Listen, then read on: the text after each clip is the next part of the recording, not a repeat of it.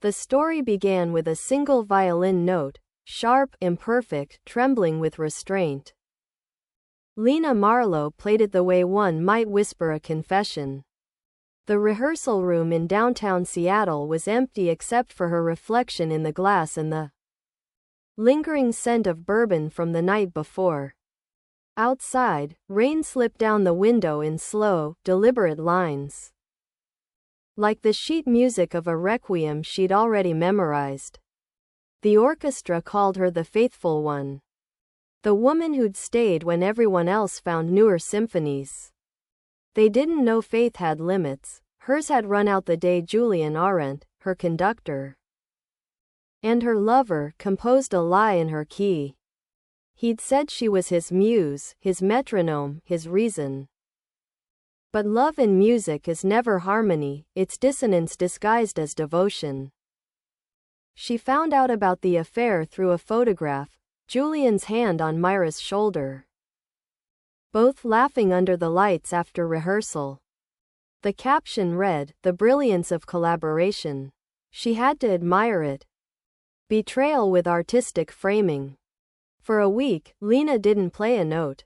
She let silence rot into sound. When she returned to rehearsal, her bow hand was steady, her smile exact. She played the adagio from his unfinished symphony for the Faithless, a piece he'd written for her. Every note trembled with meaning he no longer deserved. He looked at her from the podium, startled at the shift in tone, so intimate it felt like accusation. That night, she stayed behind after everyone left, alone with his sheet music. She studied the score, page by page, marking small changes, an altered rhythm here, a new phrase there. By the time she was done, the entire final movement had become something else. A requiem in disguise. A funeral built of melody. At the premiere 2 weeks later, the audience wept. Julian conducted like a man possessed, unaware that the notes beneath his baton no longer worshipped him. The violins bled dissonance through harmony, the cellos mimicked a human cry. It was grief disguised as perfection, and when it ended, there was silence so heavy it felt sacred. The critics called it transcendent. Julian took the bow, drenched in adoration. Lena smiled from her chair, her eyes dry. He collapsed on stage before the encore. Heart failure, they said. The strain, the stress, the endless touring. They never found the small vial she'd poured into his whiskey before rehearsal, the one that slowed the pulse instead of stopping it. A poetic mercy, she thought. Death as diminuendo. The piece was retitled posthumously, A Symphony for the Faithless. His name remained on the score, hers omitted by tradition. But she didn't need credit. Every time an orchestra performed it, she'd close her eyes and listen to the slow fade of the final note, the one she wrote herself. The one that never resolved. Because revenge, like music, isn't about endings. It's about echoes. The performance was supposed to be his memorial, Julian Arendt, the fallen genius, honored in the same hall where he'd died conducting. The orchestra was sold out for weeks. The critics called it poetic. Lena called it unfinished business. She hadn't touched the violin since the premiere. But when the board asked her to return as guest soloist, she said yes. Revenge, after all, demands encores. The new conductor was Mira, the woman who had once been Julian's lover. Time had aged her beautifully, cruelly. Her poise was a weapon polished by guilt. The first rehearsal began in silence, both women avoiding each other's eyes. Then the downbeat came, and the music unfolded like a secret they both already knew. But the score was different again, altered after Julian's death. Subtle changes, a missing measure, a phrase extended into discomfort. The notes felt wrong under Lena's fingers, discordant in a way that wasn't technical. It took her 3 rehearsals to realize what he'd done. Before dying, Julian had re-scored the piece to trap her inside it. The new finale wasn't hers, it was his confession, buried under melody. A signature only she would recognize. That night, Lena sat in her apartment with a glass of wine and the score spread across the table. The marginalia were unmistakable, his handwriting, faint pencil marks. And beneath the staves, a message written where no one would ever look. You finished my heart too early. I rewrote it to beat again. The next morning, she arrived early to rehearsal and brought her own violin case, black, lacquered, older than her career. She replaced Myra's conductor's score with a duplicate. Every note identical except for one critical change. A metronome marking in the final movement that would push the orchestra half a beat too fast. A small enough error to sound like brilliance, large enough to destroy structure. During the final performance, the audience rose in reverent silence as she played. Every note sang like confession. Myra's conducting grew erratic, desperate to keep up. The orchestra unraveled beautifully, violins rushing, brass colliding, percussion losing time. It sounded like worship and collapse all at once. When the last note rang out, the audience didn't know whether to applaud or pray. The sound that followed was neither applause nor prayer. But the crash of Myra's baton hitting the floor as she fainted mid-bow. Lena didn't stay for the aftermath. She walked out into the rain, her violin case at her side. The critics would call it transcendent again. They always did when someone bled elegantly for art. As she reached the corner, she heard the faintest echo of the symphony playing from a nearby cafe speaker, the same final movement, the same distorted rhythm. But beneath the melody, someone was whispering the score aloud. Reading the words she'd buried years ago. Her own handwriting. Her own lie-turned hymn. Faith was never holy, it said. Only practiced. The next night, Lena couldn't tell whether she was dreaming or remembering. The symphony played somewhere in the distance, but not as music, it pulsed like machinery. Mechanical and alive, the sound came from beneath her apartment floor. Rising in slow waves until the glassware on the counter vibrated. She covered her ears, but the melody threaded through her anyway. It was his score, but warped, as if rewritten by an orchestra that no longer obeyed her. When she woke, her violin bow lay across her chest. The strings were red, dyed like veins. She swore she hadn't owned red strings before. When she touched one, it sang the first note of the adagio, soft and low. The note she'd once used to end him. The same one that had killed him on stage. The pitch bent slightly at the end, the way his breath had faltered. She went to the rehearsal hall to confront the echo in person. The building was locked, the staff gone for the weekend, but inside, she could still hear the music. Every corridor hummed with the symphony. Each note slightly out of time. It wasn't coming from the stage, it was coming from the practice rooms. She followed it until she found the source, a metronome ticking on its own. Its pendulum swinging without sound, each tick marking a beat of silence that filled itself in. On the wall behind it, someone had written a single line in chalk. Faith was never holy, only practiced. The handwriting was hers. By the time she turned, the door had closed. She could hear footsteps outside, slow and deliberate. The way conductors walk when they want an entrance to feel earned. The lights flickered, and for a split second, she saw his shadow pass the frosted glass, tall, confident, one hand raised as if cueing her to begin. Lena laughed quietly, though her voice shook. "You're dead," she whispered. The metronome stopped. The pendulum froze mid-air. From the hallway, a voice answered, warm and patient, "So are you, when you play." The door opened, but no one was there. Only a faint draft, the smell of old wood, and the sound of pages turning. She looked down. Her score had changed again. Notes she hadn't written filled the margins. New dynamics marking each measure, sempre forte, sostenuto, until silence. And at the bottom of the page, in tiny print, a dedication that hadn't been there before. For the woman who mistook vengeance for faith. She felt the floor vibrate again, the whole building pulsing to an invisible rhythm. She raised her violin without thinking, bow trembling above the strings. Outside, the rain began to fall in tempo. The lights dimmed to a single glow, like a spotlight that only recognized her. And when she played, the hall answered, not with applause but with breath.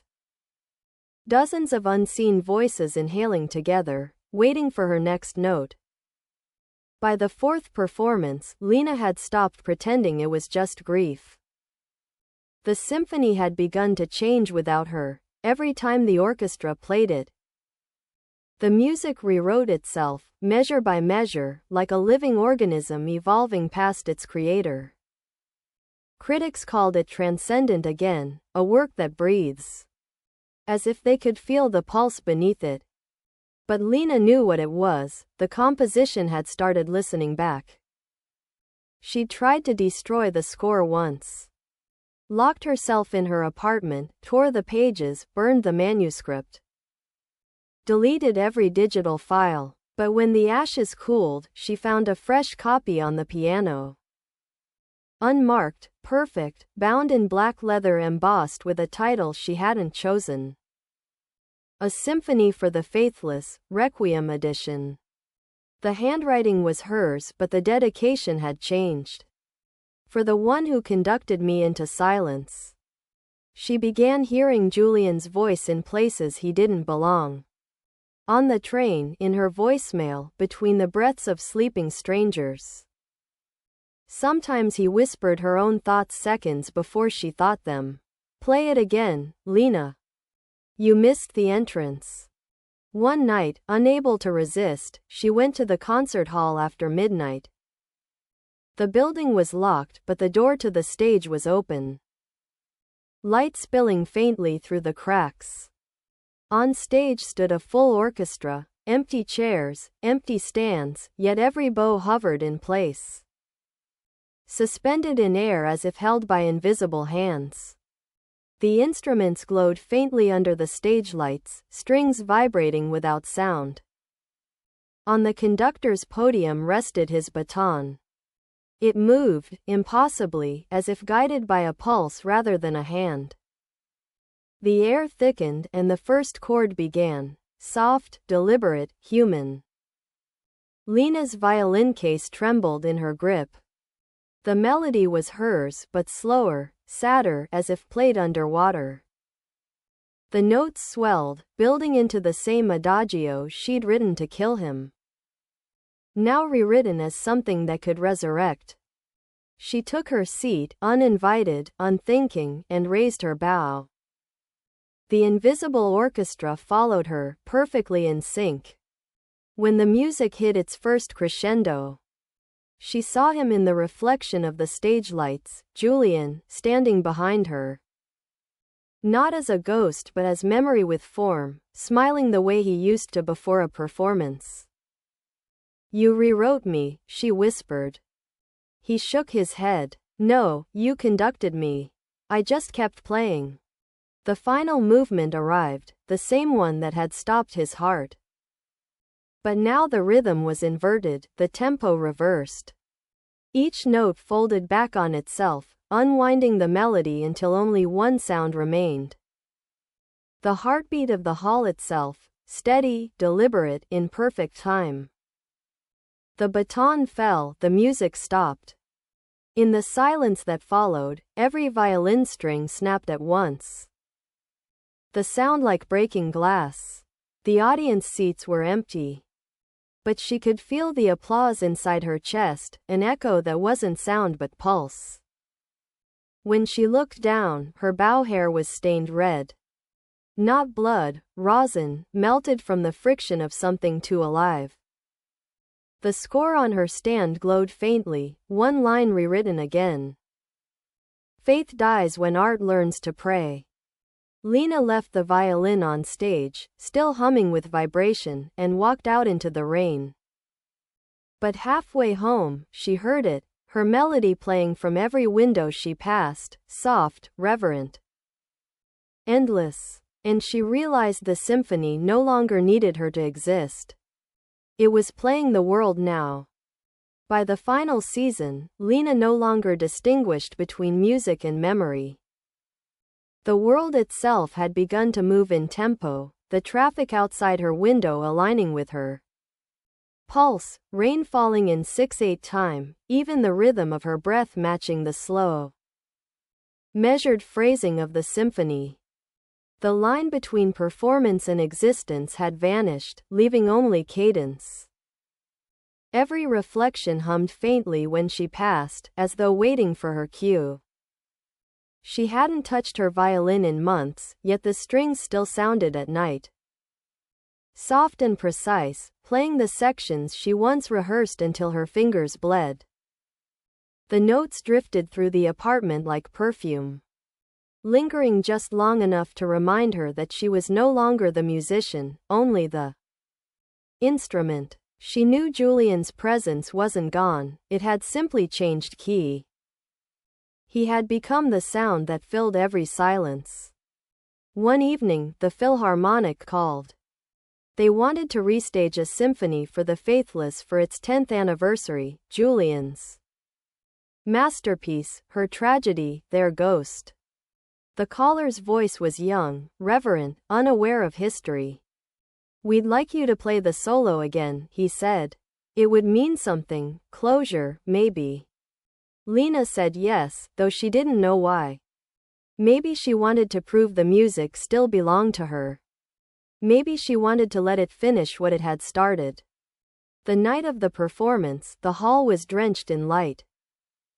The air itself vibrated with expectation. Every seat filled, every breath held, as if the audience sensed what was about to happen.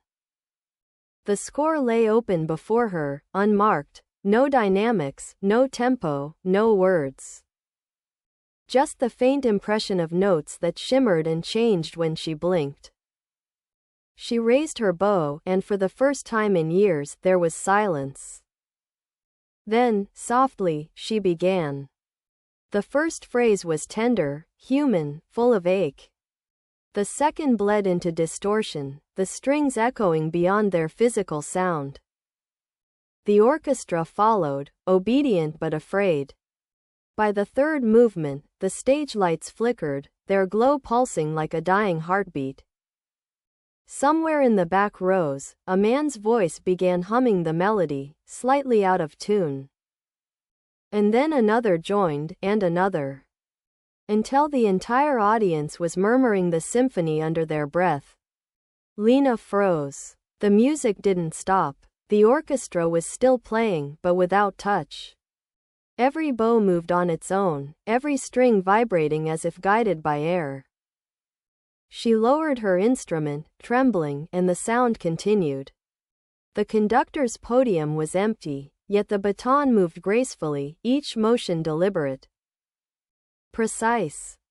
She looked up, and there he was. Julian. Or the version of him she'd built, translucent, radiant, conducting her creation from within it. His eyes met hers, calm and unblinking. "You finished the requiem," he said. "Now it finishes you." The crescendo swelled, unbearable, holy. The sound bent inward, collapsing the air. The audience rose as one, their mouths moving in silent harmony. The roof groaned.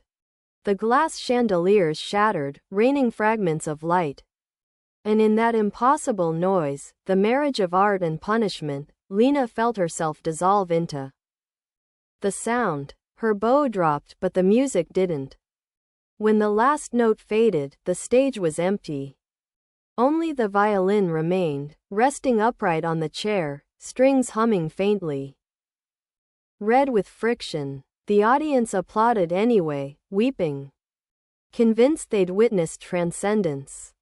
Later, the concertmaster swore he heard a whisper through the speakers as the lights went down, faint, melodic, and familiar. Faith was never holy, only practiced.